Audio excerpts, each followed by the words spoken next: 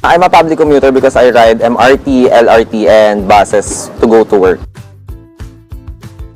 Nakaka-stress, especially pag alam kong papasok na ako. Dahil unang-una, kailangan ko nga mag-alat ng sobrang oras, kahit alam kong napakalapit lang na pinagtatrabahuhan ko. Then, yung init, yung nakakangawit, traffic, sasabayan pa ng mga katabi sa shuttle na hindi maayos umupo. Then pagdating mo sa opisina mo, parang pauwi ka na. Sobrang nakaka-haggard, which is nagkukos ng sobrang stress.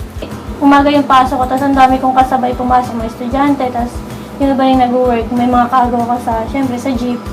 Tapos minsan pag maulan, ang hirap lalo sumakay. Nakaka-stress kasi una sa lahat, mahirap sumakay tuwing morning kasi nag-aagawan yung mga tao sa jeep. Tapos pagdating sa MRT, sobrang siksikan. Ang haba ng pila sa bilihan ng card. Una, gigising kang maaga, ikipagsiksikan ka sa terminal, tapos yung mga katabi mo, minsan hindi ka nais-nais. Tapos sa traffic, may FX na mainit, may FX na sobrang sikip, may mga tutulog kang katabi na sandalan ka. Iyan, kaya nakaka-stress siya, sobra. Hassle siya, lalo na yung pasok ko is 9 a.m. Abot siya ng rush hour. So, tsaka malayo rin yung home ko sa Makati. So, nahihirapan ako mag-commute na mag-MRT. Kasi sobrang hassle, ang daming tao, lalo na ngayon sa MRT, haba na ng pila, di ba? Kaya, ayun, hassle sa akin na mag-commute ngayon. I'm Jack, 32 years old, working as a frontliner in a telecom company. Hi, I'm Iya, 22, admin staff. I'm Jen, 23 years old, logistics assistant for a manufacturing company. Hi, I'm Yel. I'm 26 years old, head editor ng local magazine. I'm Jose, 23, HR assistant for a company.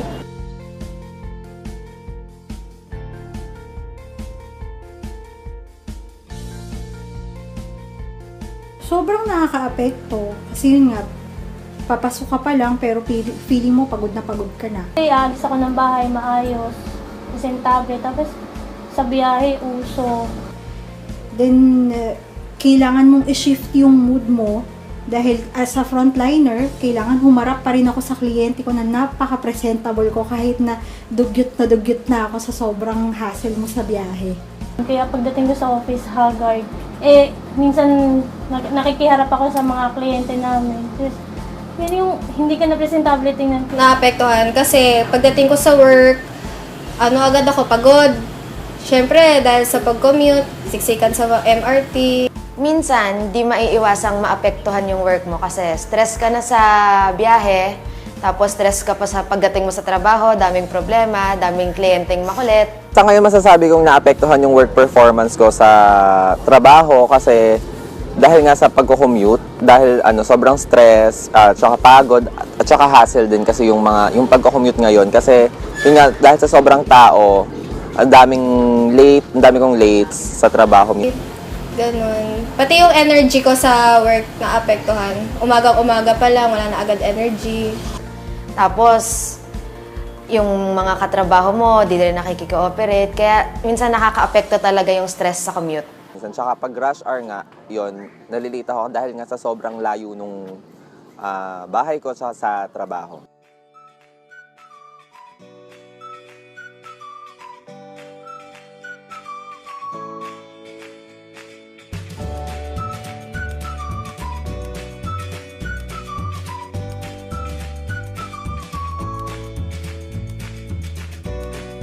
Siyempre, yung unang-unang reason is yung traffic. Commonly, traffic. Siyempre, yung traffic. Traffic. Traffic. Yun nga, sabi ko nga pag dating ng Monday, sobrang daming pumupunta sa work. Yung dami ng sasakyan sa kalsada, parang sobrang nakaka-stress siya kasi lalo na yung car ko, manual yung gamit ko. Pag natitigil sa traffic, kailangan talaga ng patience. Second, yung natising ka ng late. Kaya, yun, may stress ka na nun. Pero ako kasi, bago ko tumanggap ng trabaho, lagi ko consider yung kung saan siya, yung location niya. Para less yung stress. Tapos, syempre, kapag alam mong traffic, kailangan mo gumising ng maaga. Tapos, minsan coding. Pag coding, mas maaga ako kailangan umalis sa bahay. Kaya yun, ayun yung mga nakaka-stress kapag papasok ako sa work. Tapos, oras din kasi minsan may mga driver na tumatanggi pag nagbubook ako ng Grab or Uber. Kaya yun, pag minsan nalilate ako sa work, tapos minsan yung driver din, minsan di okay, pakikitungo nito. Kasi lalo na sa Makati, marami ding traffic light. Tsaka kapag naabutan ko yung uwian mismo ng mga employees ng company. Tsaka, pag alam mo na malilate ka na sa work, dun ka na magsisimulang ma-stress. Tsaka yung mga ibang drivers din kasi sa kalsada na hindi sila responsible. My name is Jenny Ramos, 46 years old, and I'm working as a manager in one of our advertising company. I'm Patrick, 22, a sales agent from a manufacturing company. I'm Kel, 22 years old, accountant sa isang company. Hi, I am Justin, 24 years old, operations manager from a retail company. Hi, I'm Dean Martinez, 23 years old, HR staff in a manufacturing company.